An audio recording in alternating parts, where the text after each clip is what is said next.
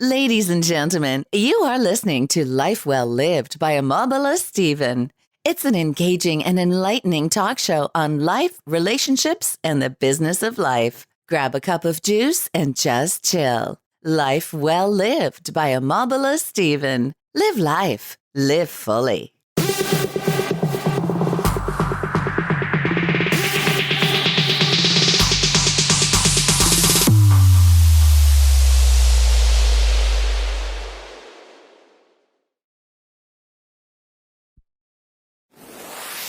It's time to bring you yet another amazing episode. And now, welcome your host. Now, there are countless issues facing the global world. I mean, a myriad of problems facing the global world today. We have a lot of policies being set in here and there, yet the problems of the world seems not to be abating. Now, which way to go and what are the things that we are doing wrong? These are some of the important questions that lies in the heart of my audience. Now, on the Backstory with Omobola Stephen, our focus is to shine more light on what has not worked, excuse me, and what will make it work. Now, we believe the world needs a shift. The world needs a disruption. Now, the mission of the Backstory with Omobola Stephen is to pivot this discussion. And on the Backstory with Omobola Stephen, we like to shine more light indeed on what has not worked. My name is Omobola Stephen, and I'm the host of the Backstory with Omobola Stephen. We focus on government and politics topics with other subtopics like the science and technology, society and culture, and the environment.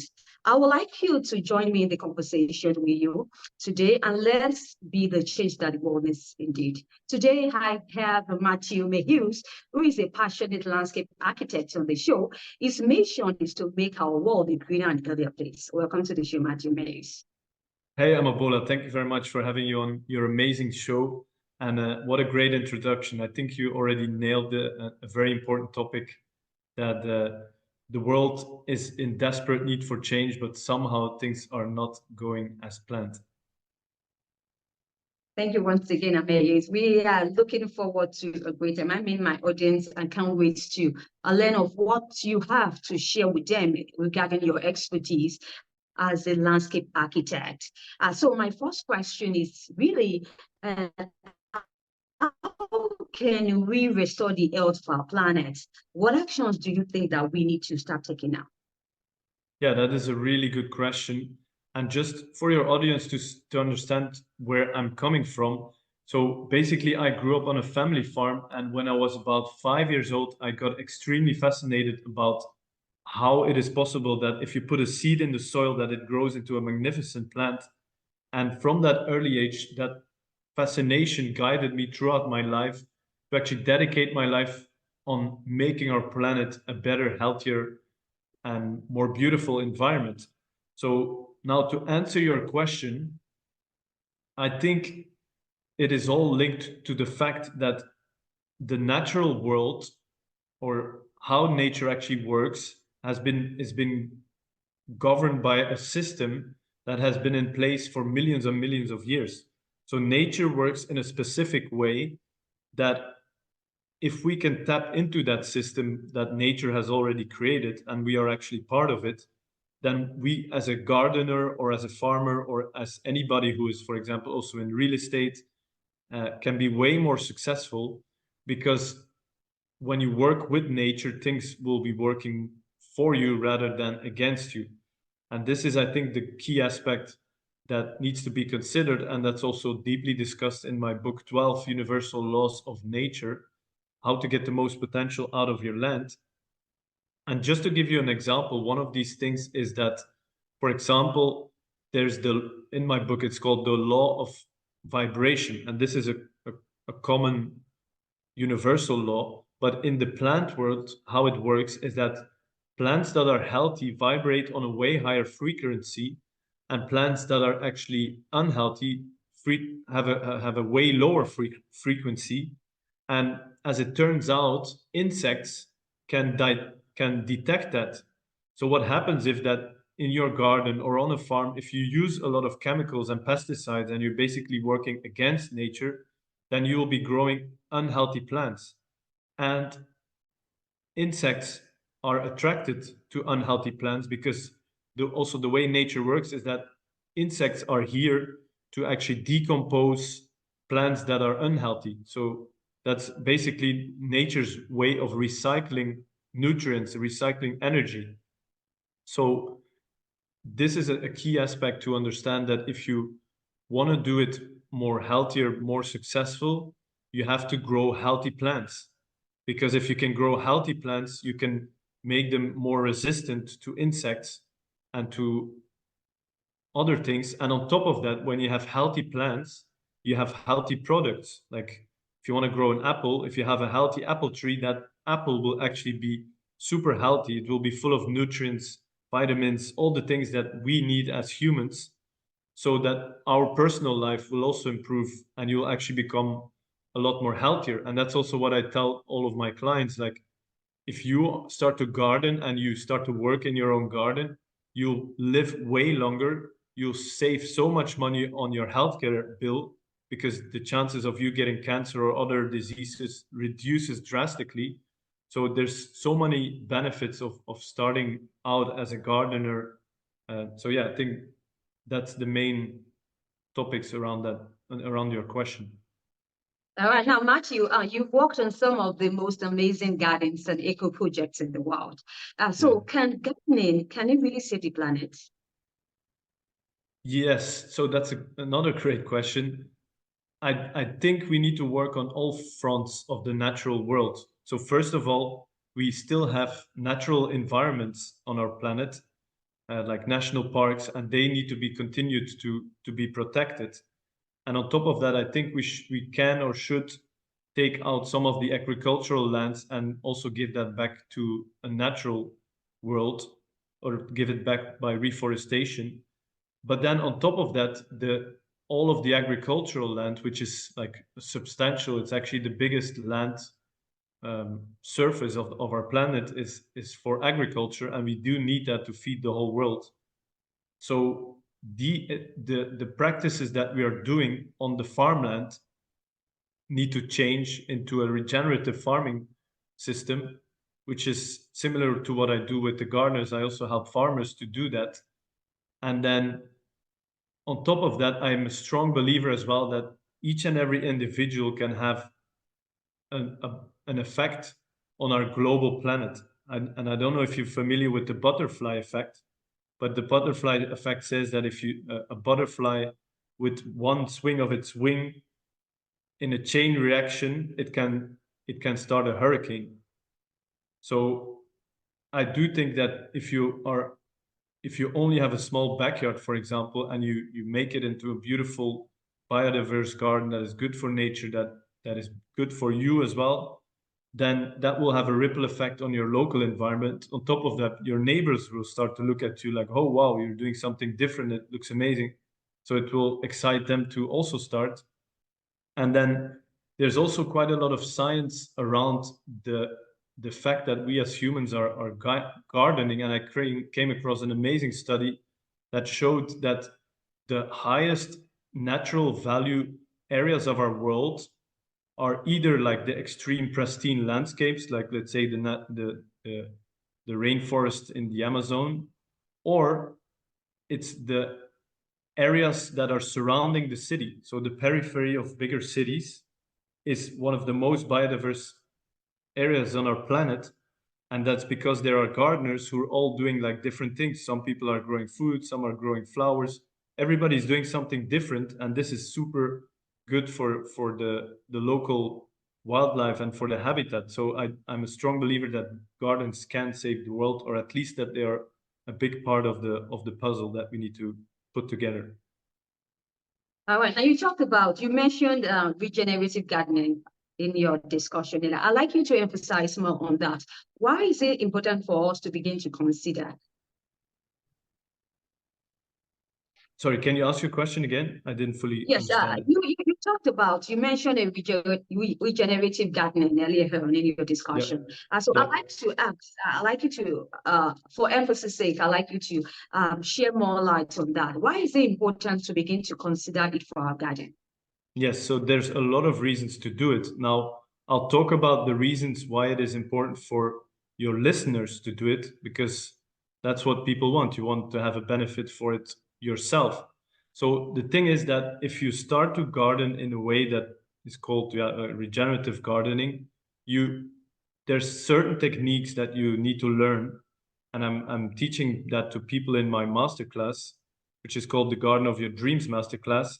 And in that system, I explain you, for example, that one of the principles in nature is that if you look out into nature, you can tell me, can you see somewhere in nature that the soil is like bare, that there is soil that is completely open? Do you think you can see that? No, it doesn't. Like in nature, it's always, the soil is always covered. There's either plants or leaves or something. And as it turns out, the topsoil of our planet is like the skin of our own bodies. So it needs to be protected in some way or another. Now, what most gardeners do all of the time is they turn around the soil, they just like, and it's because we think that's the way gardening should be done. But what we don't know is that we're actually destroying the soil if you turn it around. Also, using chemicals is a big problem. But if you do it the other way around and you start planting as much different plants, also using mulch. So mulch is basically a way that you cover the soil with dead material like straw. And if you start to apply that in your garden, you will actually save a lot of time, because most gardeners are breaking their back trying to control all the weeds in their garden. But if you do it in that way, it's more in harmony with nature, and you will have to do a lot less weeding. Now, on top of that, you also create a garden where plants are growing way faster. So meaning that if your plants grow way faster, it also reduces the maintenance, because that's what you want in your garden, is for plants to grow, and then this makes you have to work less in your garden. So there's other benefits, like if you can grow your own food, the food that you will produce will be of a much higher quality, and that will actually improve your personal health. So that's actually why it's so important to start gardening in such way. Right. So let's talk about reducing maintenance, as you just shared earlier in our garden. Yeah. I'd like to ask two in one questions. The first question is about reducing maintenance in our garden. I would like you to share some helpful tips for my audience to help them by. And also, do you think that we have more gardens in our world today as it used to be in the 90s? So the second question is that if we have more gardens today than in the 90s, is that did I understand that correctly? Yes. I'm asking the importance of gardening can never be emphasized, but we don't really have discussion on gardening as we ought to. Now, the question I'm asking is really compared to the 90s, early 90s, do you think that we have more gardens than we used to now to date? Yeah, again, that's a really good question, and I don't have any data around that. But what I do think is that it has definitely decreased a lot. But at the same time, I do see a whole new movement of people that have no experience in gardening or have never even touched a gardening tool, that say like, I really want to start learning it. I really want to know what it is about. I want to experience what it is to grow my own food. So I think there's a drastic increase of the interest. But far too often I see people doing things on their own, and they're kind of misled by what most of the garden centers are selling, or other people in the gardening industry that are more about profit generation or they want to keep selling continuously, so they give the wrong advice to people, and that's linked to use of chemicals in the garden as well. So yeah, does that answer your question? You can go ahead with the second question about reducing maintenance in our garden. Yes. So that's a big one, right? Everybody who contacts me to start a new garden is like, I love to have a big new garden, but I don't want any maintenance. And then I tell them, if you don't want any maintenance, you should put in a plastic lawn and you will have no maintenance. So the first thing that we have to do when you are gardening, you should change your mindset in a way that when you are a gardener, you will always have to do maintenance. Because also in nature, there's always an animal that will graze in the land or that will cut down a tree, and they are actually doing the maintenance of the landscape. So first thing is that you have to overcome that, and I also believe that you have to start enjoying it.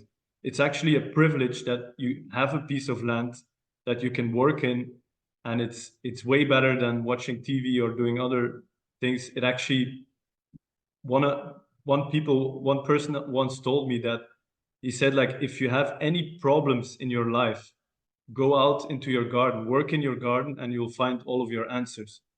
So that's something that I'm also a strong believer of. So that's the first way I want to answer it. Like, don't be scared for the maintenance. It's actually something to enjoy. But then on top of that, we also don't want to become slaves of our own garden. Like, you still want to go out with friends. You still want to enjoy life.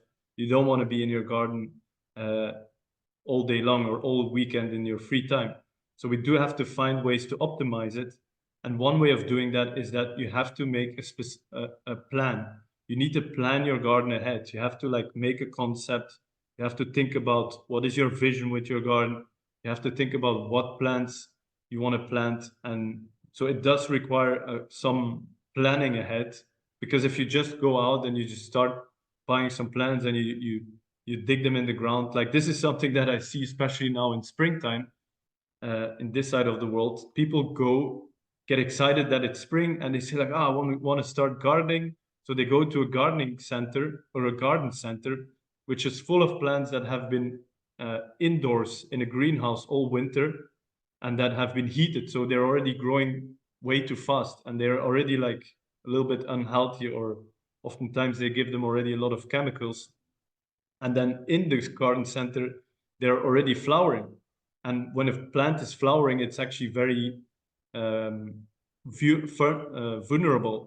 vulnerable. So it's not the best time to plant a plant when it's full in flowers. But anyways, it sells good.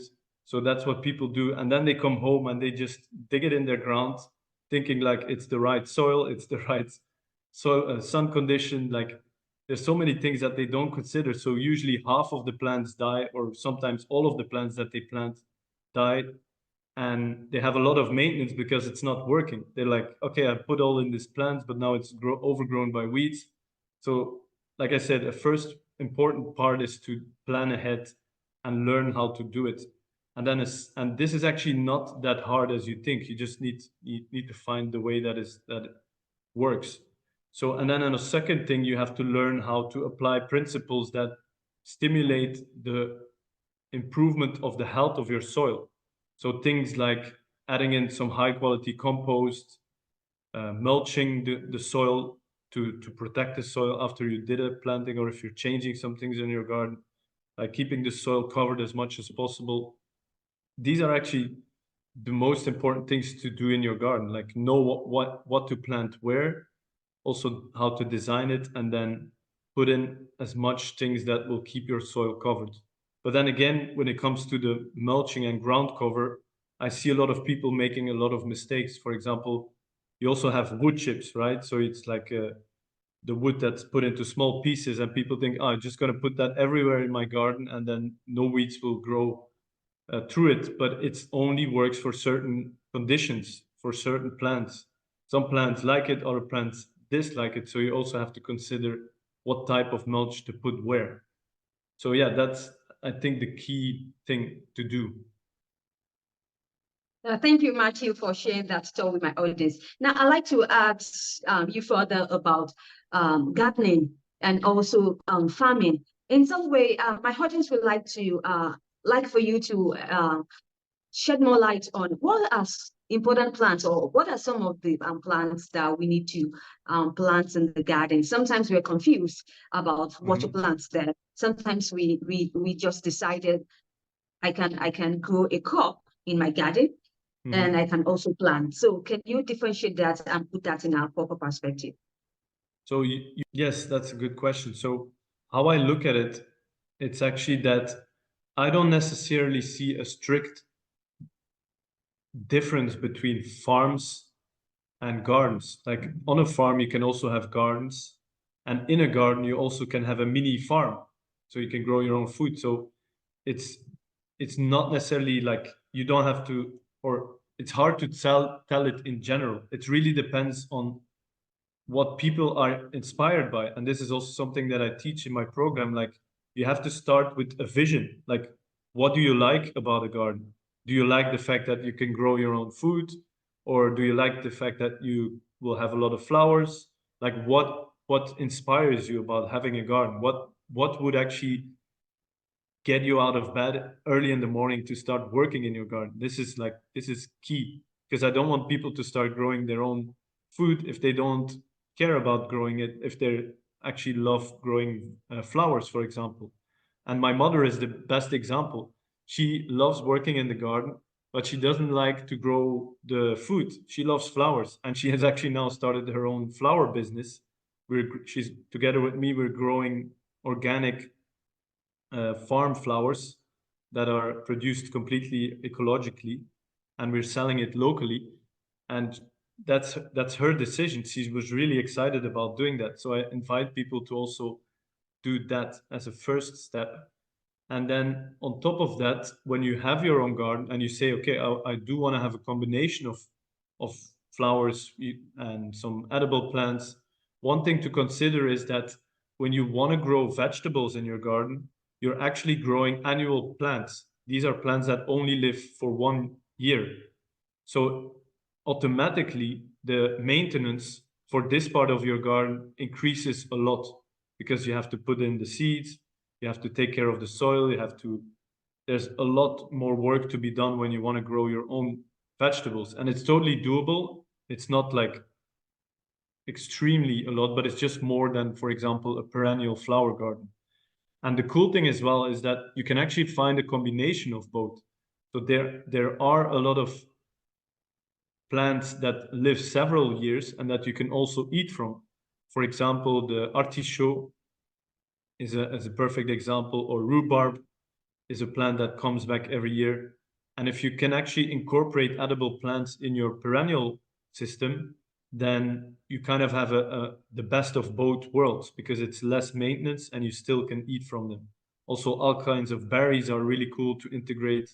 So it kind of really depends on each individual what you want to achieve with your project. And then that goes the same for farms. I also teach that to farmers. Like, if a farm looks amazing to do cattle, and I come on the farm and I would say, like, oh, let's call the farmer Joe. Hey, Farmer Joe, your farm looks really perfect to do cattle. I think you should do cattle. But then if he's not inspired about doing cattle, he will never do the work that is necessary to do it. So it's not in my decision to make. I can help him to find what he really wants. But we have to find, like, okay, I want to do oats, or I want to be the best potato farmer in America, or so that's really an important step before actually going ahead and starting. Yeah, brilliant what you have there, Matthieu. So you would like to tell a bit more about your project or your program, the Farms of Garden, which will help farmers, which will support the farmers with, especially talking about farmers and climate change. So can you shed a bit more light on that to my audience? Definitely. So the program is called the Farms of Eden Mentoring Program, and it's a 12-week program. So other than the gardening program, which is 9 weeks, I figured that for farmers, the perfect time to learn something and apply something is 12 weeks. And why is it 12 weeks? Well, if it would be 24 weeks, it would just be way too much information and they would never be able to apply it. And if it would be like only 5 weeks, for example, they will not be able to learn enough to apply it. So it's exactly 12 weeks. And that was a quite important step. And in that whole program, we take farmers on a journey to understand what I already said, like, what do you want to produce for your community and what inspires you. And then throughout the whole program, we also focus a lot about improving the health of the soil. We talk about new systems to put in place that will actually save them a lot of time, and also ways to market their products on a way better way so that they can actually make a lot more money, because this is often the biggest problem with farmers, that they have a cash flow problem. So we resolve that. And then we also spend a half day, like one-on-one, and we develop a 5-year step plan. So this is a 5-year strategic plan that we develop with them, so that after the program is finished, they still know for the next 5 years what to do and how to do it. So that's really important. And yeah, it's really about doing something that is good for themselves as a farmer. But then if you do something that is good for your own and for your farm and for your wallet, it eventually turns out to be good for our planet and good for the local community, because the quality of the food is so much better. And yeah, that's in a nutshell what the program is about. Is there anything else, anything specific that you would like to know more about? Yeah, you've shared, I think you've shed pretty more light on that. Just like you to tell me about your very interesting and truly inspiring book that you like to share with my audience. Can you do that, please? Yes, sure. So the book 12 Universal Laws of Nature, How to Get the Most Potential Out of Your Land, is actually my life work so far of all the information that I've gathered, and I've synthesized it into 12 universal laws, because I think they don't only apply to your property or to your garden or to your farm. It's actually on a higher universal level. And the idea of the book really came from the fact that whatever happens in the let's say in the outdoor space, but even in your, if you have indoor plants, it is all governed by a certain way that nature works. And I talked about that earlier. And these 12, if you start to understand how these 12 universal laws of nature work, you then know how to be way more efficient and way more successful in your garden, in your farm. So I start with my personal journey and my personal story, and I explain all of the laws, and then I go into a lot of the best practices. I talk in quite detail about water, why water is such an important aspect. I talk about the health of the soil, that yeah, our soil is actually the most magnificent organism in our planet that is actually sustaining the life on Earth together with water. It's those two aspects that we need to be able to live on this planet. So we need to cherish that, and we need to improve that. Otherwise, it will be very difficult to stay on this planet, or to survive on this planet. And it's so fascinating. I'll tell you this, Omobola, that in our soil, if you take 1 teaspoon of healthy soil, that healthy soil can contain more microorganisms than there are people on the whole planet. So can you imagine that? Just this tiny amount of earth is full of microorganisms. And what microorganisms are, that is actually the same as in our own bodies. In our own body, we have our gut. And in our gut, what the microorganisms do is they can help us with the digestion. They're key for our digestive system to work. Because if you don't have healthy microorganisms in your gut, you can eat the healthiest food in the world. Your body won't be able to take it up into your blood and into your muscles and everything. So microorganisms are essential for you as a human being, because they kind of change on a like microscopical level. They change the molecules and the way the nutrients function, so that we can use them optimally. And as it turns out, what happens in our soil, it's exactly the same. The roots from the plants are basically like our stomach, but inverted. So the way I explain it is really like, if you look at our stomach, if you would turn that inside out, that's how roots actually work. And that's why, or that's a big part of the book that I really talk in great detail about, that if we can fix the health of our soil, then we can basically fix all of the problems on our planet. Thank you once again, Matthieu Mehuys. It's been a great time having this show with you. And now you've shared exciting news to my audience about the projects that you have. You have any other important information you think is beneficial to them? Otherwise, you can share your parting word and also your social media handles and your website for the farmers or those prospective gardeners to get in touch and to learn more about you. Yeah, definitely. So if people are excited about starting their own journey of gardening, I can highly recommend them to have a look on my website, which is www.gardenofyourdreams.com. And on that website, they can get free bonus videos where I actually show them some knowledge that is completely for free and that will excite them to start their own journey. And if people are interested to learn more about my book or to start reading my book, they can go to 12universallawsofnature.com. And then you can also find me in all of the social media platforms, Instagram, TikTok, LinkedIn. So all of these channels, if people have questions, reach out to me and we'll see how I can help you. Brilliant. Thank you once again, Matthieu. We really had a great time indeed. Listen to your expertise, especially on landscape architecture, talking about how we can make our world a greener and healthier place, which is the mission that you have in hand. And so hi, my audience, I wish you best of luck in this project and in subsequent ones that you embark upon. Now, if you'd like to catch up with any missed episodes of the Backstory with Omobola Stephen, you can do so on any cross promotion platforms or any podcast distribution platforms you bump into. You can just type the Backstory with Omobola Stephen and do have a great time. Listen to incredible insight, disruptive yet constructive mindship conversation on topics and subjects on the government and politics and subtopics like the science and technology, society and culture, the environment, and also the economy. I need you to stay safe always. I'm Omobola Stephen. I talk to you soon. Bye now. Thank you so much, Matthieu. Wow, Omobola, what a great job you did. I love the questions you asked. They're really good. And yeah, so thank you for that.